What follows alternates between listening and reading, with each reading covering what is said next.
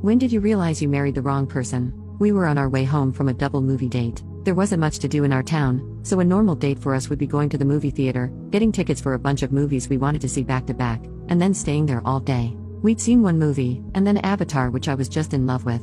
On the way home, he started picking a fight with me about religion and basically how my faith was invalid and wrong. He was a Southern Baptist Christian while I was raised Roman Catholic before turning Universalist. He just kept picking at me, saying how's my relationship with God was and how it doesn't count. I eventually just tried to take the L because faith is just one of those things I prefer to keep private, for that exact reason. He would not let up.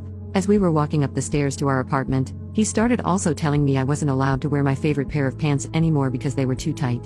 I laughed at the audacity this guy had. My jeans were not too tight, they were just skinny jeans. And yeah, a lot of men looked at his wife, because I was 21 and adorable in a one-horse town, but I was clearly committed to him. We ended up bickering into the night before he left to clear his head. He'd do that a lot, where he'd make a big show of supposedly calling an ex to go to her house, turn off his phone, and in actuality he'd just go to the local casino for a few hours and play blackjack.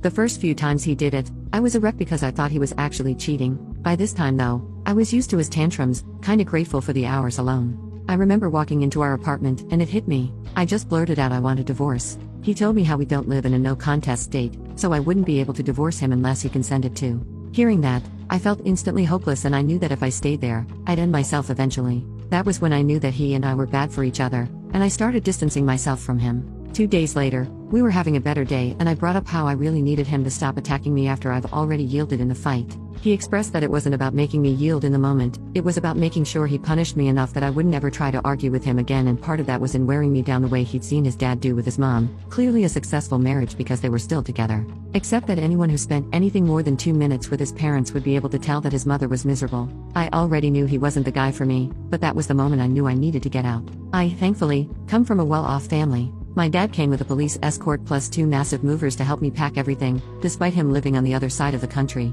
Ex-hubby really thought he had me cornered because I lived so far from my whole family. He must have forgotten planes exist right around the time he forgot functioning. Supportive families existed.